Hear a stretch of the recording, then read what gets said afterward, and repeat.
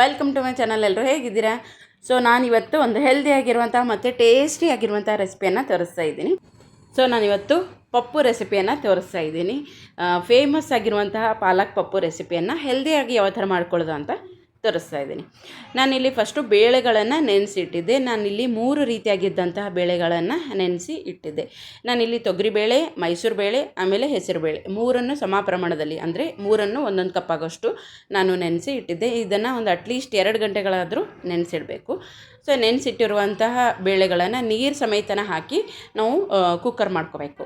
ಸಾಮಾನ್ಯವಾಗಿ ಪಪ್ಪು ಅಂತ ಅಂದರೆ ಬರೀ ತೊಗರಿಬೇಳೆಯಲ್ಲೇ ಮಾಡ್ಕೋತಾರೆ. ಬಟ್ ನಾನಿಲ್ಲಿ ಒಂದು ಸ್ವಲ್ಪ ಹೆಲ್ದಿಯಾಗಿರಲಿ ಅಂತೇಳಿ 3 ರೀತಿ ಬೇಳೆಗಳನ್ನು ಯೂಸ್ ಮಾಡಿಕೊಂಡು ನಾನಿಲ್ಲಿ ಪಪ್ಪು ರೆಸಿಪಿಯನ್ನು ತೋರಿಸ್ತಾ ಇದ್ದೀನಿ. ಈಗ ಪಾಲಕ್ ಪಪ್ಪು ಅಂತ ಅಂದ್ರೇ ಹೆಲ್ದಿ ಅಂತ ಅನ್ಕೋಬೋದು. ಯಾಕಂದರೆ ಇದರಲ್ಲಿ ನಾವು ಪಾಲಕ್ ಸೊಪ್ಪು ಹಾಕಿರ್ತೀವಿ, ಆಮೇಲೆ ಬೇಳೆಗಳೆಲ್ಲ ಹಾಕಿರ್ತೀವಿ. ಸೊ ಹಾಗಾಗಿ ಇದು ಹೆಲ್ದಿನೇ. ಬಟ್ ನಾವು 3 ರೀತಿ ಬೇಳೆ ಬಳಸೋದ್ರಿಂದ ಹೈ ಪ್ರೋಟೀನ್ ಆಗುತ್ತೆ ಈ ರೆಸಿಪಿ. ಸೊ ಇದು ಮಾಡೋದಂತೂ ತುಂಬಾ ಸಿಂಪಲ್ಲು, ಆದರೆ ಟೇಸ್ಟ್ ಮಾತ್ರ ತುಂಬ ಅದ್ಭುತವಾಗಿರುತ್ತೆ. ಬೇಳೆನ ನಾವು ಚೆನ್ನಾಗಿ ಬೇಯಿಸ್ಕೋಬೇಕು. ಅಂದರೆ 2ರಿಂದ 3 ವಿಸಿಲ್ ಮಾಡಿಕೊಂಡ್ರೆ ಚೆನ್ನಾಗಿ ಬೆಂದಿರುತ್ತೆ ಬೇಳೆ. ಸೊ ನಾವು ನಾರ್ಮಲ್ ಸಾಂಬಾರು ಮಾಡೋದಕ್ಕೂ ಇದಕ್ಕೂ ಡಿಫ್ರೆನ್ಸ್ ಏನು ಅಂತ ಅಂದರೆ ಮಾಡೋ ವಿಧಾನ. ನಾವು ಮಾಡೋ ವಿಧಾನದಲ್ಲಿ ಒಂದು ಸ್ವಲ್ಪ ಚೇಂಜ್ ಮಾಡಿಕೊಂಡ್ರೆ ಟೇಸ್ಟು ತುಂಬಾ ಚೆನ್ನಾಗಿ ಮಾಡ್ಕೋಬೋದು. ತುಂಬಾ ರುಚಿಯಾಗಿರುತ್ತೆ ಈ ಪಾಲಕ್ ಪಪ್ಪು. ಸೊ ಇವಾಗ ಬೇಳೆ ಎಲ್ಲನೂ ಚೆನ್ನಾಗಿ ಬೆಂದಿತ್ತಲ್ಲ, ನಾವು ಅದನ್ನು ಒಂದು ಸ್ವಲ್ಪ ಮ್ಯಾಶ್ ಮಾಡ್ಕೋಬೇಕು. ಸ್ವಲ್ಪ ಮ್ಯಾಶ್ ಮಾಡ್ಕೊಂಡಾದಮೇಲೆ ನಾವು ಯಾವ ಪಾತ್ರೆಯಲ್ಲಿ ಮಾಡ್ಕೋಬೇಕಂತೀವೋ ಆ ಪಾತ್ರೆಯಲ್ಲಿ ನಾವು ಬೇಯಿಸಿಟ್ಕೊಂಡಿದ್ದಂತಹ ಬೇಳೆಯನ್ನು ಹಾಕ್ಕೋಬೇಕು. ಸೊ ಈ ಥರ ಬೇಯಿಸಿಟ್ಕೊಂಡಿರುವಂತಹ ಬೇಳೆಯನ್ನು ಹಾಕ್ಕೊಂಡು ನಾವು ಅದಕ್ಕೆ ಸ್ವಲ್ಪ ಇಂಗ್ರೀಡಿಯೆಂಟ್ಸ್ ಹಾಕ್ಕೊಂಡು ಇನ್ನೊಂದು ಸ್ವಲ್ಪ ಬೇಯಿಸ್ಕೋಬೇಕು. ಅಂದರೆ ನಾನಿಲ್ಲಿ ಈರುಳ್ಳಿ ಹಾಕೋತಾ ಇದ್ದೀನಿ. ಈರುಳ್ಳಿ, ಹಸಿಮೆಣಸಿನ್ಕಾಯಿ, ಆಮೇಲೆ ಟೊಮ್ಯಾಟೊ. ಸೊ ಇಷ್ಟು ಹಾಕ್ಕೊಂಡು ಒಂದು ಸ್ವಲ್ಪ ಚೆನ್ನಾಗಿ ಕುದಿಸ್ಕೋಬೇಕು.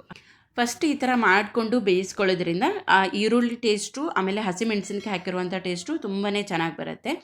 ಸೊ ಅದೊಂದು ಸ್ವಲ್ಪ ಕುದಿ ಬಂದ ಮೇಲೆ ನಾವು ಪಾಲಕ್ ಏನು ಹೆಚ್ಚಿಟ್ಕೊಂಡಿರ್ತೀವಲ್ಲ ಅದನ್ನು ಹಾಕೋಬೇಕು. ನಾನಿಲ್ಲಿ ಪೂರ್ತಿಯಾಗಿ ಒಂದು ಕಟ್ಟಾಗಿರುವಂತಹ ಪಾಲಕ್ ಸೊಪ್ಪನ್ನು ಚೆನ್ನಾಗಿ ತೊಳೆದ್ಬಿಟ್ಟು ಕಟ್ ಮಾಡಿಕೊಂಡು ಹಾಕ್ಕೊಂಡಿದ್ದೀನಿ. ಆಮೇಲೆ ಅದ್ರ ಜೊತೆಗೆ ಒಂದು ಸ್ವಲ್ಪ ಅರಿಶಿನ, ಆಮೇಲೆ ನಾವು ಹುಣಸೆ ಹಣ್ಣನ್ನು ನೆನೆಸಿಟ್ಕೊಂಡಿದ್ದೆ ಅದನ್ನು ಹಾಕ್ಕೊಂಡಿದ್ದೀನಿ. ಒಂದು ನಿಂಬೆಹಣ್ಣು ಗಾತ್ರದ ಹುಣಸೆ ಹಣ್ಣನ್ನು ನೆನೆಸ್ಬಿಟ್ಟು ಹಾಕೋಬೇಕು. ಪಾಲಕ್ ಪಪ್ಪು ಮಾಡ್ಕೊಳ್ಳೋಕ್ಕೆ ಮೇನಾಗಿ ಹುಳಿ ಮತ್ತು ಖಾರ ಎರಡೂ ಮುಂದಿರಬೇಕು, ಅಂದರೆ ತುಂಬ ಚೆನ್ನಾಗಿ ಬರುತ್ತೆ ಟೇಸ್ಟು.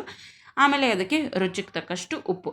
ಸೊ ಇಷ್ಟು ಹಾಕ್ಕೋಬೇಕು. ಆಮೇಲೆ ಅಚ್ಚ ಖಾರದ ಪುಡಿ, ಇದು ಎಕ್ಸ್ಟ್ರಾ ಆಪ್ಷನಲ್, ಇದು ನಿಮಗೆ ಬೇಕಂದರೆ ಹಾಕೋಬೋದು. ನಾನಿಲ್ಲಿ ಕಲರ್ಗೂ ಕೂಡ ಆಗುತ್ತೆ ಅಂತ ಹೇಳಿ ಒಂದು ಸ್ವಲ್ಪ ನಾನು ಕಾಶ್ಮೀರಿ ರೆಡ್ ಚಿಲ್ಲಿ ಪೌಡರ್ನ ಹಾಕ್ಕೊಂಡಿದ್ದೀನಿ. ಲಾಸ್ಟಲ್ಲಿ ಇದಕ್ಕೊಂದು ಒಗ್ಗರಣೆ ಮಾಡ್ಕೋಬೇಕು. ನಾರ್ಮಲ್ ಒಗ್ಗರಣೆನೇ ಮಾಡ್ಕೋಬೇಕು, ಬಟ್ ಇದಕ್ಕೆ ಒಂದು ಸ್ವಲ್ಪ ಹಿಂಗೆ ಹಾಕೋಬೇಕು. ಸೊ ಇಷ್ಟು ಮಾಡಿಕೊಂಡ್ರೆ ತುಂಬಾ ರುಚಿಯಾಗಿರುವಂತಹ ಪಾಲಕ್ ಪಪ್ಪು ರೆಡಿ ಆಯಿತು. ಹೆಲ್ದಿಯಾಗಿ ಕೂಡ ಇರುತ್ತೆ, ಮಾಡ್ಕೊಳ್ಳೋದಕ್ಕೂ ಕೂಡ ತುಂಬಾ ಸಿಂಪಲ್ಲು. ಸೊ ಸಮ್ಮರಲ್ಲಿ ಈ ಥರ ಮಾಡಿಕೊಂಡ್ರೆ, ಅಂದರೆ ಅಡುಗೆ ಮಾಡೋದಕ್ಕೆ ಬೇಜಾರಾದಾಗ ಈ ಥರ ಅಡುಗೆ ಮಾಡಿಕೊಂಡು ಉಂಡ್ರೆ ಊಟದ ರುಚಿ ತುಂಬಾ ಹೆಚ್ಚುತ್ತೆ. ಪಾಲಕ್ ಪಪ್ಪು ಜೊತೆಗೆ ಮೇನಾಗಿ ಬಿಸಿ ಅನ್ನ ಇರಲೇಬೇಕು. ಬಿಸಿ ಅನ್ನ, ಆಮೇಲೆ ಒಂದು ಹೋಳು ಉಪ್ಪಿನಕಾಯಿ, ಒಂದು ಸ್ವಲ್ಪ ಹಪ್ಪಳ ಸಂಡಿಗೆ ಏನಾದರೂ ಇದ್ದರೆ ತುಂಬ ಟೇಸ್ಟಿ ಅನಿಸುತ್ತೆ ಮಧ್ಯಾಹ್ನದ ಊಟ. ಸೊ ಇಷ್ಟು ಬಿಸಿ ಅನ್ನ ಹಾಕ್ಕೊಂಡು ಆಮೇಲೆ ನಾವು ಮಾಡಿಟ್ಕೊಂಡಿದ್ದಂತಹ ಪಾಲಕ್ ಪಪ್ಪು, ಟೇಸ್ಟಿಯಾಗಿರುವಂತಹ ಪಾಲಕ್ ಪಪ್ಪು, ಆಮೇಲೆ ಒಂದು ಸ್ವಲ್ಪ ತುಪ್ಪ. ಸೊ ಇಷ್ಟು ಹಾಕ್ಕೊಂಡ್ರಂತೂ ಮಧ್ಯಾಹ್ನದ ಊಟ ಸೂಪರು. ಸೊ ತುಂಬಾ ಚೆನ್ನಾಗಾಗಿತ್ತು ಟೇಸ್ಟು ಅಂತಲೇ ಹೇಳ್ಬೋದು. ಸೊ ಇದೊಂದು ಸ್ವಲ್ಪ ಸ್ಪೈಸಿ ಆಗಿರಲಿ, ಅಂದರೆ ತುಂಬ ಚೆನ್ನಾಗಿ ಅನಿಸುತ್ತೆ. ಸೊ ಆ ಥರ ಕೂಡ ಅನ್ನದ ಜೊತೆಗೂ ಕೂಡ ಚೆನ್ನಾಗಿ ಅನಿಸುತ್ತೆ. ಆಮೇಲೆ ಇದ್ರ ಜೋಳದ ಬಕ್ರಿ ಜೊತೆಗೂ ಕೂಡ ಚೆನ್ನಾಗಿ ಅನಿಸುತ್ತೆ. ನಾನಿಲ್ಲಿ ಜೋಳದ ಬಕ್ರಿ ಜೊತೆಗೇ ಇದನ್ನು ಊಟ ಮಾಡ್ಕೊಂಡಿದ್ದೆ. ಬಟ್ ಟೇಸ್ಟಿಗೆ ಒಂದು ಸ್ವಲ್ಪ ಅನ್ನದ ಜೊತೆಗೂ ಕೂಡ ಟೇಸ್ಟ್ ಮಾಡಿದೆ. ಬಟ್ ಅನ್ನದ ಜೊತೆಗೇ ಇದು ಟೇಸ್ಟ್ ತುಂಬಾ ಚೆನ್ನಾಗಿ ಅನ್ನಿಸ್ತಾ ಇತ್ತು. ವಿಡಿಯೋ ನಿಮ್ಮೆಲ್ಲರಿಗೂ ಇಷ್ಟ ಆಗಿದ್ರೆ ಪ್ಲೀಸ್ ಲೈಕ್ ಮಾಡೋದನ್ನು ಮಾತ್ರ ಮರಿಬೇಡಿ. ಆಮೇಲೆ ಫೇಸ್ಬುಕ್, ಇನ್ಸ್ಟಾಗ್ರಾಮಿಂದ ನೋಡ್ತಾ ಇದ್ದರೆ ಪೇಜನ್ನು ಫಾಲೋ ಮಾಡಿ. ಯೂಟ್ಯೂಬಿಂದ ನೋಡ್ತಾ ಇದ್ದರೆ ಚಾನಲ್ಗೆ ಸಬ್ಸ್ಕ್ರೈಬ್ ಮಾಡಿಕೊಂಡು ನೋಡಿ. ಸೊ ವಿಡಿಯೋನ ಎಂಡ್ವರೆಗೂ ನೋಡಿದ್ದಕ್ಕೆ ಥ್ಯಾಂಕ್ ಯು. ಸಿಗ್ತೀನಿ ಮತ್ತೊಂದು ವಿಡಿಯೋ ಜೊತೆಗೆ.